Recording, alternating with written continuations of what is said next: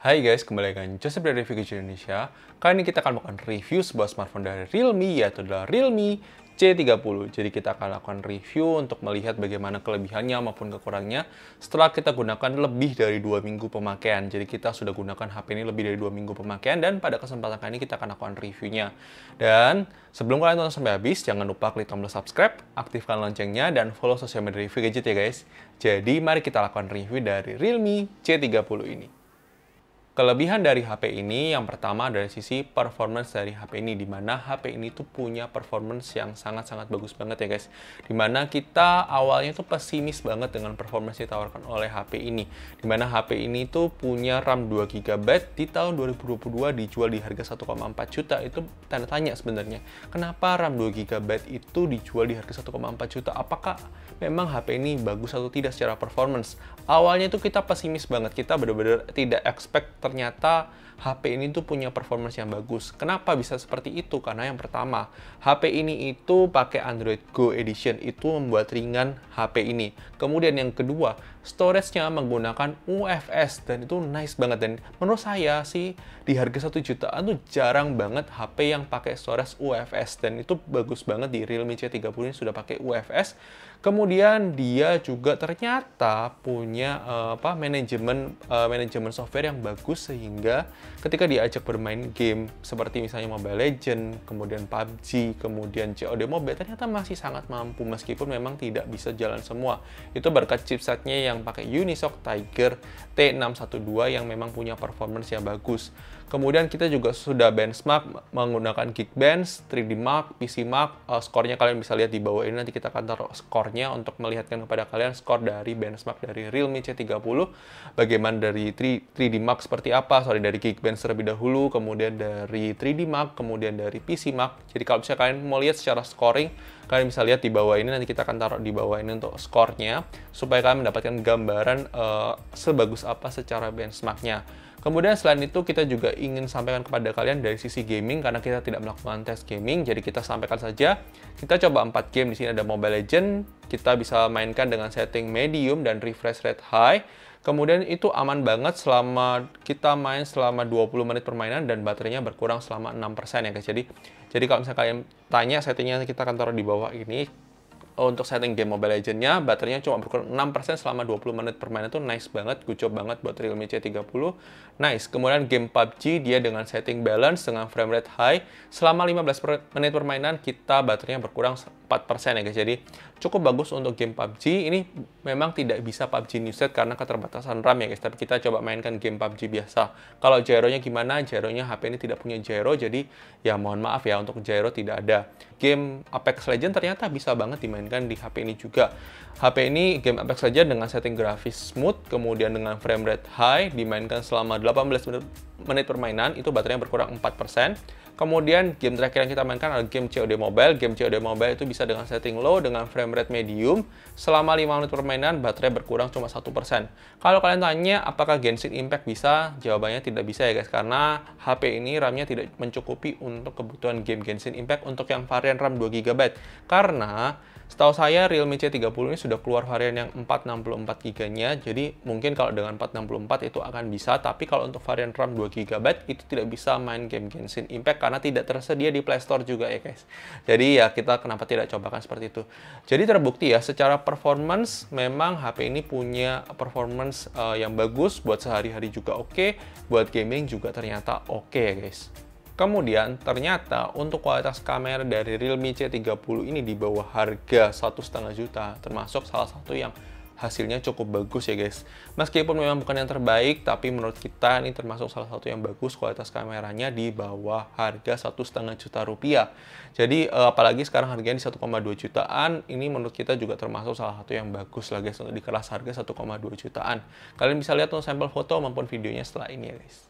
Oke guys, ini dia adalah uji coba kamera depan dari Realme C30, kurang lebih seperti ini untuk kualitas kamera depannya.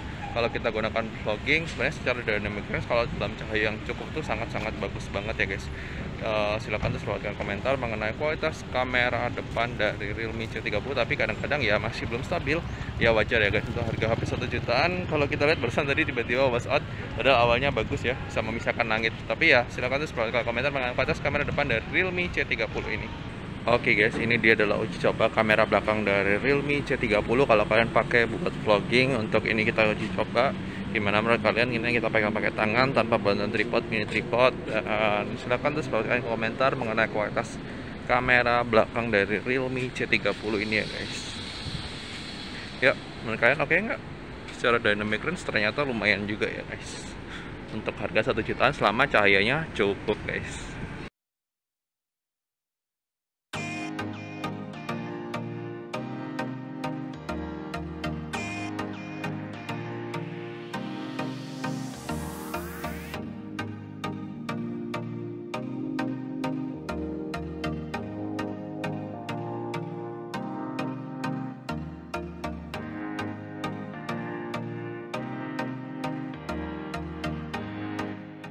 Kemudian HP ini juga punya baterai life yang awet banget buat penggunaan sehari-hari dan sudah pasti aman banget buat kalian pakai buat sehari-hari, misalnya sosial media, nonton, dan lain-lain. Itu aman banget ya guys untuk baterai life-nya. Selain itu, untuk waktu chargingnya sendiri, dia bisa charging dari 30% ke 100% hanya dalam waktu 2 jam 5 menit.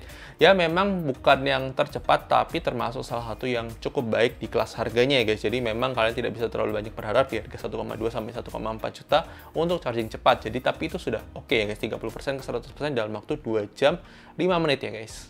Kemudian dari kualitas single speaker di HP ini, yang kalian sudah bisa dengarkan di video unboxing kemarin tes speakernya, menurut kita secara kualitas memang bukan yang terbaik di kelas harganya, tapi termasuk cukup bagus, maksudnya cukup baik untuk digunakan sehari-hari dengan kualitas single speakernya, dimana memang karakteristik bassnya memang tidak keluar, tapi kita bisa lihat untuk karakteristik suaranya tidak pecah, itu sudah nice banget di harga 1,2-1,3 jutaan, itu sudah termasuk oke ya guys. Kemudian dari sektor panel layar, di mana panel layar yang digunakan adalah panel layar IPS HD Plus 60Hz, ini termasuk bagus. Di bawah matahari pun juga masih terlihat ya guys, meskipun memang tidak sampai terang banget, tapi sudah cukup ya guys untuk dilihat di bawah terik matahari. Kemudian selain itu, HP ini juga punya fitur security yang kalian bisa gunakan, yaitu adalah Face Unlock, di mana HP ini sudah mendukung Face Unlock meskipun belum ada fingerprint ya guys. Jadi memang HP ini sudah punya Face Unlock ya. Kemudian HP ini juga sudah mendukung USB OTG, dan kalian juga tidak perlu khawatir, kalian bisa tambah storage-nya internalnya pakai microSD, kalian bisa format sebagai internal storage di HP ini. Jadi kita sudah coba 32GB plus 32GB ke retake langsung 64GB. Setelah itu memang kecepatan dari microSD itu kan sangat berpengaruh untuk kalau misalkan kalian install aplikasi ke microSD kalian. Tapi ya itu perlu kalian tahu ketika kalian install microSD kalian sebagai memori internal dari HP ini ya guys. Kemudian yang kita perlu apresiasi adalah kualitas build quality dari HP ini yang benar-benar berasa solid banget, dan kita akuin ini memang teksturnya itu enak banget, tanpa kalian pakai casing pun ini sudah oke banget, gak ada masalah. Dan ya kalau misalnya kalian mau dijaga-jaga sih kalian beli case, tapi kalau memang kalian merasa tidak penting case juga, ini adalah HP yang nyaman banget dipakai tanpa casing ya guys. Dan itu dia tadi adalah kelebihan dari HP ini. Mari kita bahas kekurangan dari HP ini. Kekurangan pertama dari HP ini yang kita temukan adalah isu dari sisi WiFi ketika diajak bermain game. Di luar bermain game itu WiFi-nya nggak ada masalah ya guys. Jadi mau buat sosial media, buat nonton, buat browsing itu nggak ada masalah. Tapi waktu kita ajak buat main game itu bisa putus nyambung. Dan itu padahal nggak kejadian di HP lain yang saat itu kita juga gunakan buat pemakaian gaming. Dan ya kita nggak tahu itu apakah bug software dari Realme C30 atau memang itu ada isu seperti apa ya, mungkin perlu diperbaiki oleh Realme secara update software, mungkin bisa memperbaiki update isu WiFi ini. Tapi sekali lagi ya, isu bug WiFi ini mungkin tidak kena ke semua kalian, tapi mungkin bagi sebagian kalian yang akan kena. Jadi kita tidak bisa memastikan ini akan kena semua, karena mungkin nanti diprotes, loh harga 1 jutaan kok protes karena isu WiFi ya. Kita harus sampaikan apa adanya yang kita temukan ketika kita lakukan review. Mungkin tidak dialami oleh semua orang, tapi bisa jadi di antara kalian ada yang mengalami isu WiFi juga ketika kalian pakai buat gaming, bisa putus nyambung ya guys. Kemudian isu kedua yang kita temukan dari HP ini adalah isu GPS, di mana isu GPS di sini adalah ketika kalian pakai buat navigasi, Tidak selalu, tapi terkadang itu ada delay-nya sedikit. Jadi memang kadang-kadang ada delay sedikit, tapi tidak selalu kita temukan.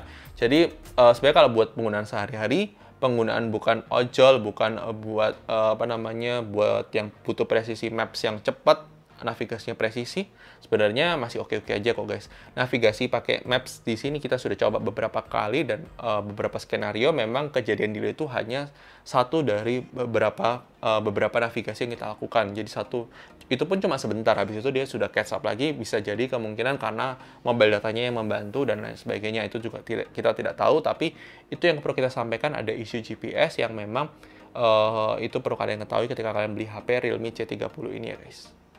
Kemudian ketika kalian pakai HP ini, itu ada beberapa aplikasi yang memang terlihat seperti tercrop.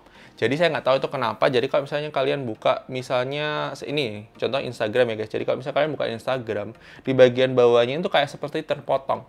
Aplikasi gaming pun juga sama. Jadi dan itu perlu kalian ketahui isu itu. Jadi dia kayak terpotong secara aplikasi. Jadi dia kayak dia harusnya size-nya segini, tapi mungkin karena layarnya cuma segini, jadi kayak kepotong gitu bagian luarnya. Dan itu kadang akan sedikit mengganggu bagi kalian. Tapi kembali lagi ya, mungkin ini tidak akan mengganggu bagi sebagian orang, tapi akan mengganggu bagi sebagian orang juga. Jadi ya ini kembali lagi, isu ini itu perlu kalian ketahui ketika kalian beli HP Realme C30 ini ya guys.